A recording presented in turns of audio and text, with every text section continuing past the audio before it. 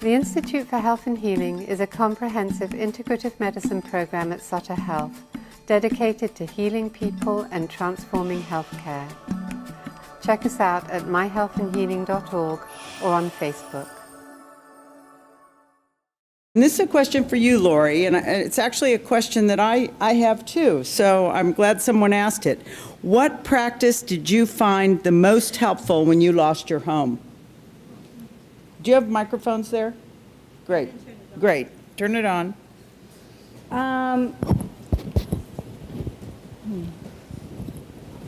Well, I think actually connecting, is this on?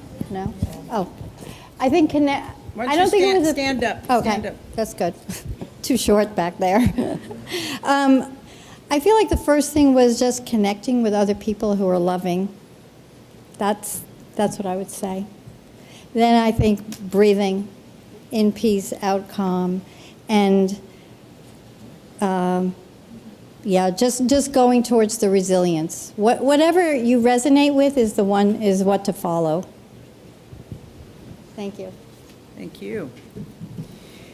So this is a more of I think a science question. How long does it take to change the pathways in the brain? Is it something that's automatic when you do something different? I don't know the answer. Are you shaking your head like you know, Scott? How about Babak? How about Phil? No. I don't know. It's good to say you don't know when you don't know. I think it doesn't take long, though.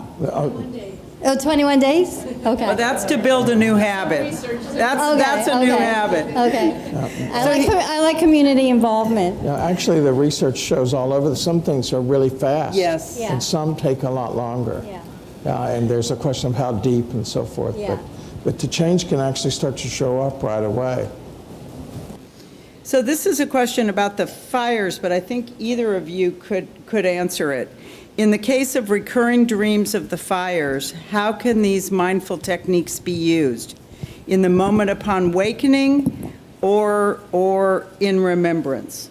Can you give some advice how to deal with that? Can you say it one more time? In the case of recurring dreams of the fires, how can these mindfulness techniques be used? Well, it is a thing that it's a practice, right? So becoming mindful will help you realize that the fire is over. The fire is in the past, and that what is there are the feelings to work through. And I think that's really good advice. And but being careful that you think it's supposed to be some other way. You shouldn't be having these feelings, and that just feeds them and makes them worse. And that think of it as healing rather than a problem. That this is the body, mind, heart healing itself, and it has to. It's unwinding this and real gentleness towards it in this way, as opposed to judging. Big importance. And again, drawing and all that you're talking about and doing a ritual around the fire, all of that, the more you bring it into conscious ritualization, the sooner it will leave your space. But when will it leave? When it's ready to leave. So this next question is kind of a follow-up, I think, on that, but a little bit different, and maybe you could answer this too. And it's with regard to turning off the mind, kind of the same thing. This person says, it's much easier said than done. What do you do when your mind keeps turning back when you try to meditate or breathe? How do you help people get control of that? Okay, so here's the thing. Many people don't meditate, like think they can't meditate because they are not in this peaceful place. And really what meditation is the awareness of just noticing, right? So there might be one moment, that you notice, and then, we all get lost in the thought or the feeling, right? But there's that moment when then you remember, like, oh, I'm meditating, right? So that's why it's helpful to do it in a class or to learn, because that you can learn to come back. But that every time you come back, that's the power. That's like lifting a weight to strengthen that ability, to strengthen that witness self who can then notice. So it's kind of that same thing. Don't think it's wrong. There's nothing wrong with, we all have busy minds that go here and there and there. It's the nature of the mind to think, and so it's going to, and it's just like it's the nature of the heart to beat. And it's really just, not judging it. I'm going to stand up so I can see people on this side of the room. Just as I was saying, that the starting over is like one of these great powers. But the other great power like that is starting where we are. So we're sitting there being mindful as best we can, and we have 3 mind moments that we're present. And it was 20 minutes, but we were only present for 3 minutes. That's who's doing the meditation. So we start where we are. And the mind will calm down if we start where we are and accept where we are, rather than be pushing it or judging it or comparing it, rejecting it. So no, we just accept this. That's starting where we are. And then when the mind wanders and we wake up, we start over. Because that's the key moment. When we're awake, that's what we start to, the synapse pathing is towards being awake in the moment. There were a number of questions that you just answered that were like that, a number. Here's another one. How long will it take me to create a mindfulness practice? You can answer that. So as long as it takes for you to sit one time, that's the beginning of your mindfulness practice. You may take a long break before the next one, but it's immediate. It's immediate. Now, the amount of time it takes before you have some sense of continuity about it and familiarity with it can vary a lot. It will depend on your personality and your conditions. And it's not the relevant question. The relevant question is, what else is there to do with this mind of ours other than be present with it?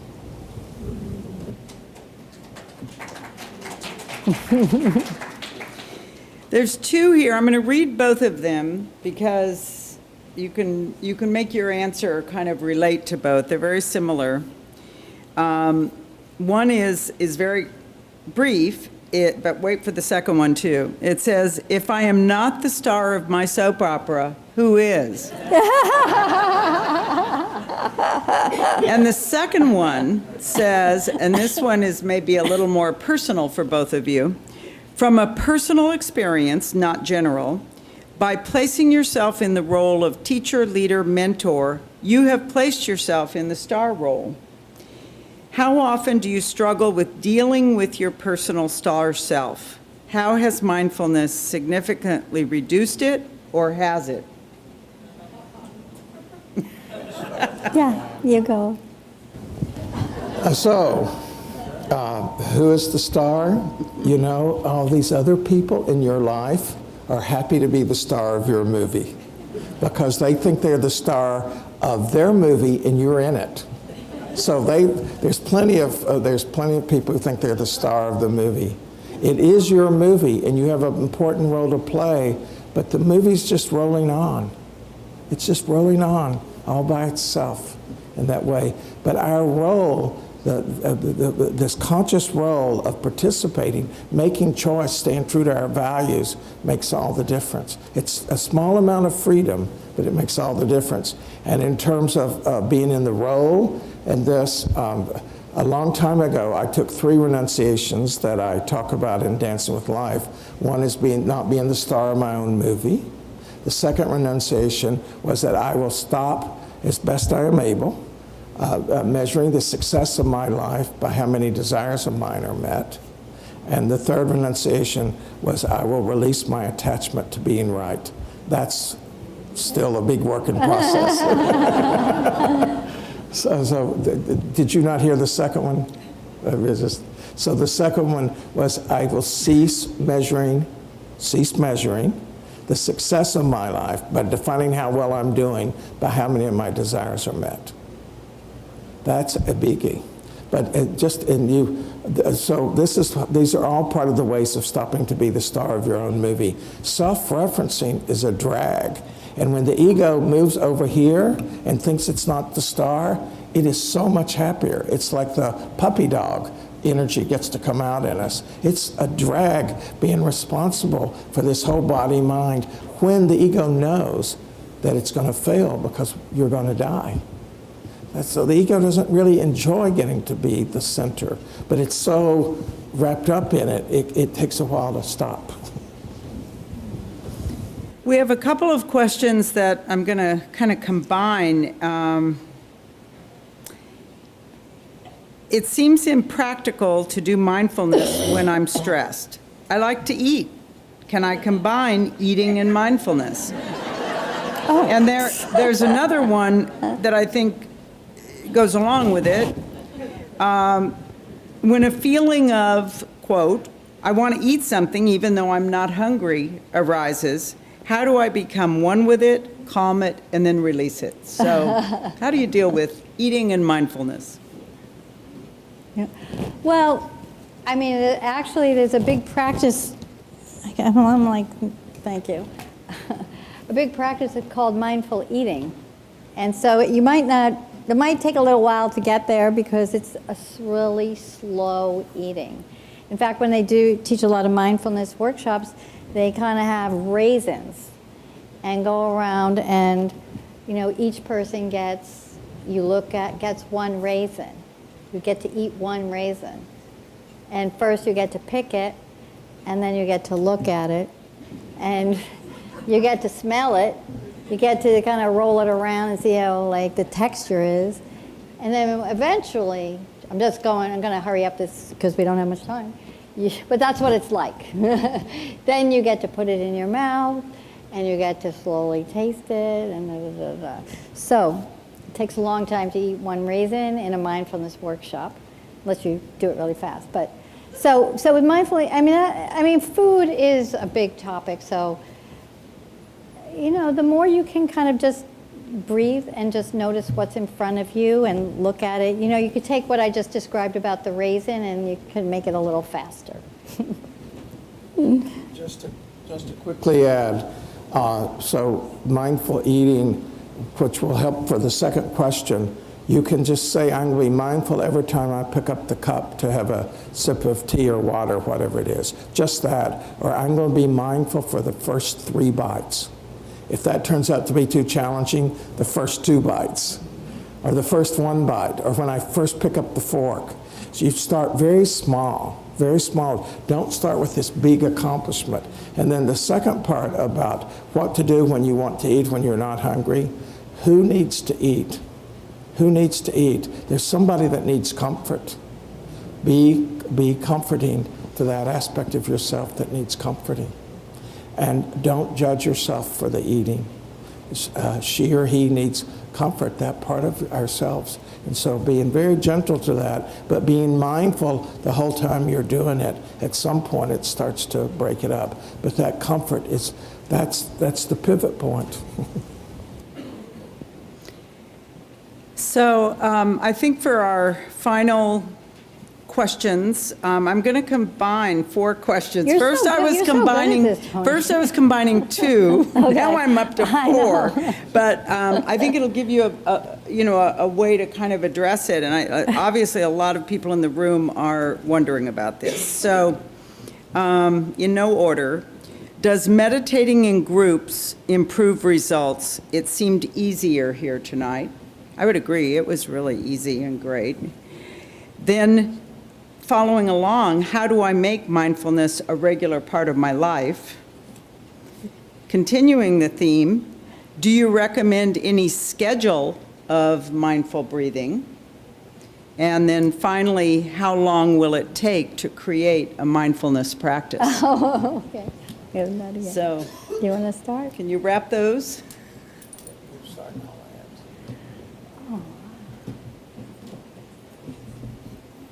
I don't think I can. Was it too many? Yeah. There was a lot of questions. All right. Well, let's break it down. Let's break it down. We'll break it down. We both do you recommend a schedule? Doing this on a schedule? Well, first of all, absolutely meditate in groups. We are herd animals. You know, we thrive on relatedness and stillness. When we're still in a group, we get to ride on everybody else's stillness. So and there's so many sitting groups. Just, you know, go to a search engine and look up sitting groups. There's so many sitting groups in so many different traditions, and even walking groups and with the Tai Chi and Qigong and so forth. Really do it in groups. And then every day, if you want to have a daily practice, don't do 30 minutes. What you will do once a day you might do 2 or 3 days in a row, then you'll do it once a week, then you won't do it at all. Take 3 minutes or 5 minutes and just sit for 3 or 5 minutes and take what you get. Take what you get. Again, you're being present for what is, right? You're not supposed to feel good or be calm. You may spend that time planning. The other little trick to that is walk a little bit, just for 2 minutes, do walking, and then sit down on the chair or the cushion or something.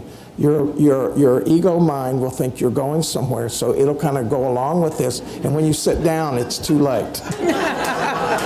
It'll work, but just 3 to 5 minutes every day, and have a backup time if you sit in the morning for this 5 minutes, if you don't sit in the morning, in the evening at 10 o'clock or something, sometime like that, you'll sit in the evening, or at 5 o'clock or something.